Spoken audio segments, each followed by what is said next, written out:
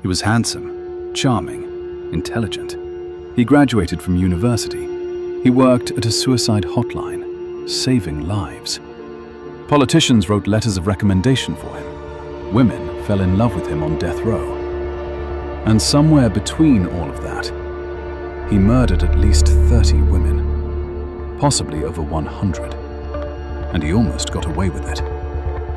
This is the story of Ted Bundy, the most dangerous lie America ever believed. Theodore Robert Cowell was born on November 24, 1946. His mother, Louise, was unmarried. In 1940s America, that was considered a scandal, so the family hid the truth. His grandparents pretended to be his parents.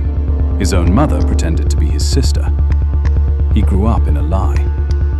When Ted finally learned the truth as a teenager, something inside him shifted. Neighbors later recalled something disturbing. They found young Ted arranging kitchen knives around his sleeping aunt. He was only 3 years old. He was quiet, awkward, a target for bullies. But something was growing beneath that quiet exterior. In college, he fell deeply in love with a woman named Stephanie Brooks. Beautiful, wealthy, sophisticated. Everything Ted desperately wanted. She broke up with him, said he lacked direction, said he wasn't enough. He never forgot her. And soon, other women would pay the price for what she started. By 1974, Ted Bundy had transformed himself. Gone was the awkward, shy boy. In his place stood a confident, charming man. He wore suits. He smiled at everyone. He volunteered at a suicide hotline. He was the last person anyone would suspect. And that was exactly the point. On the night of January 4th, 1974, 18-year-old Karen Sparks was asleep in her Seattle apartment. She didn't hear him come in through the basement. She didn't wake up in time. By morning, she was barely alive, beaten with a metal rod from her own bed. She survived, but she was never the same. That was only the beginning. Over the next several months, young women across Washington and Oregon began disappearing, one per month, like clockwork. His method was simple and terrifying. He would wear a fake cast or put his arm in a sling. He would approach a woman near his car, struggling with something heavy, and when she reached in to help him, he would strike. Sometimes he posed as a police officer, sometimes a friendly stranger. He was every woman's nightmare, because he looked like no one's nightmare at all. In August 1974, Bundy moved to Salt Lake City. The disappearances followed him. On November 8, 1974, Ted Bundy made a mistake. Her name was Carol DeRonch. He approached her at a shopping mall, flashed a fake badge, and told her someone had tried to break into her car. She believed him. She got in his car. But something was wrong. His story didn't add up. When he tried to slap handcuffs on her wrists, he fumbled. Both cuffs ended up on the same wrist. Carol fought back with everything she had. She got the door open. She screamed. She ran into the road. A passing couple stopped and saved her life. Carol DeRonch was the one who got away, and she would not forget his face. By August 1975, a highway patrol officer noticed a VW Beetle driving erratically late at night. He pulled it over. In the car, a ski mask, handcuffs, a crowbar, rope, an ice pick. The driver was calm, polite, and charming. His name was Ted Bundy. He was arrested. But Bundy had a plan. Using his legal knowledge, he convinced the court to let him represent himself. He was taken to a courthouse law library to research his own case. On June 7, 1977, Ted Bundy opened a second-floor window and jumped. He was free, but not for long. December 30th, 1977. Bundy escaped from prison for the second time. This time, he had a head start of 17 days before they even noticed he was gone. He made his way across America, hitchhiking and stealing cars. He arrived in Tallahassee, Florida in January 1978. He rented a room. He kept to himself. And then, on the night of January 15th, 1978, he walked into the Chi Omega sorority house at Florida State University.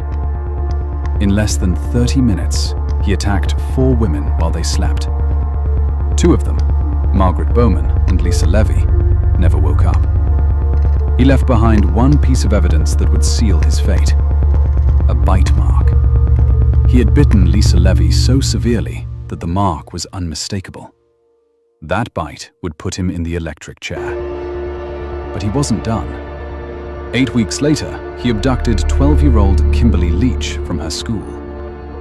She was the youngest. She was the last. On February 15th, 1978, a police officer ran his plates on a stolen car. When asked his name, Bundy said, "John Doe." But this time, there was no escape. Ted Bundy was in custody for the last time. What followed was unlike any trial America had seen before. Ted Bundy decided to represent himself. He walked into that courtroom like it was a stage, and he was the star. Women packed the galleries. They sent him fan mail. They sent him marriage proposals. During the trial itself, a woman named Carol Ann Boone stood up and stated in open court that she would marry him. Under Florida law at the time, that was legally binding. Ted Bundy got married on death row. But no charm could save him from the evidence.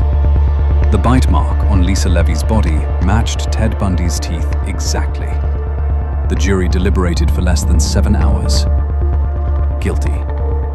Judge Cowart sentenced him to death. And then, in one of the strangest moments in American legal history, he said something remarkable. He told Bundy he was bright, talented, and would have made a good lawyer. He told him it was a tragedy. He told him he bore no animosity.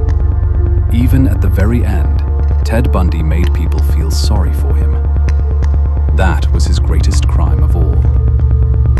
On death row, something strange happened. Ted Bundy started talking. Not out of guilt, not out of remorse. He confessed to buy time. One name, one detail at a time, each one buying him another few weeks of life. FBI agent Bill Hagmaier spent years sitting across from him in that cell. What Bundy told him was beyond anything Hagmaier was prepared to hear. He told Hagmaier that after killing his victims, he went back. He drove for hours, sometimes overnight, to return to where he'd left the bodies. He described it calmly, clinically, like it was nothing. On January 23rd, 1989, the night before his scheduled execution, Bundy sat down for a final interview. He blamed pornography. He blamed society. He blamed everything but himself. Psychologists called it his last manipulation. The next morning, on January 24th, 1989, crowds gathered outside Florida State Prison. They held signs, they cheered, they played music. At 7:16 in the morning, Theodore Robert Bundy was executed by electric chair. In his final moments, as they walked him to the chamber, he asked for a tape recorder. He confessed to one more murder, a 15-year-old girl named Susan Curtis. He confessed to 30 murders total. Most experts believe he killed far more, perhaps over 100. We may never know the full truth, because the only person who knew died in that electric chair. Ted Bundy's body was cremated. His ashes were scattered over the Cascade Mountains of Washington State, the same mountains where he buried at least 4 of his victims. His daughter, Rosa, was born on death row. She has never spoken publicly. Carol DeRonch, the woman who escaped, went on to live a full life. She has spoken about Bundy publicly, determined that he be remembered not as a celebrity, but as the monster he was. The women he murdered were students, daughters, sisters. They had futures. They had dreams. Their names deserve to be remembered just as much as his. Linda Healy, Georgianne Hawkins, Karen Campbell, Brenda Ball, Denise Nasland, Karen Sparks, and 24 more whose names we know, and possibly 100 more whose names we never will. In April 2026, DNA evidence confirmed yet another victim, Laura Ann Amy, 17 years old, last seen leaving a Halloween party in 1974. Even decades after his death, Bundy's crimes are still being uncovered. The monster in the mask is gone, but his shadow remains. Ted Bundy was not what a killer was supposed to look like.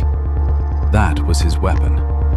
He taught America a lesson it never wanted to learn, that evil doesn't always arrive in the dark. Sometimes it knocks on the door in broad daylight. Sometimes it smiles at you. Sometimes it looks just like everyone else. If you made it to the end of this video, thank you for watching. Subscribe if you want more stories like this one. And leave a comment below. What part of this story shocked you the most? Every person in this story was real. Every victim deserves to be remembered.